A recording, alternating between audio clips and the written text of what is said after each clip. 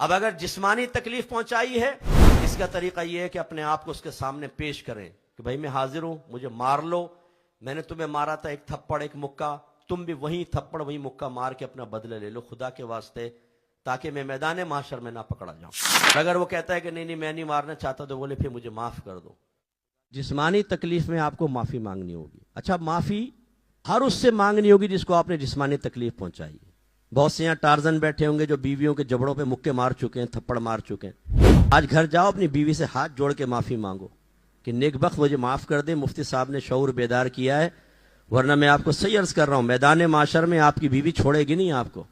اور وہاں ایسا نہیں ہوگا کہ جیسے بچوں کے سامنے آپ گھور کر دیکھ لیتے ہیں، ڈر جاتی ہے بیچاری، وہاں گھوریں گے آنکھیں نکال لے گی باہر، کیونکہ اس کے پیچھے اللہ رسول کی تائید ہوگی۔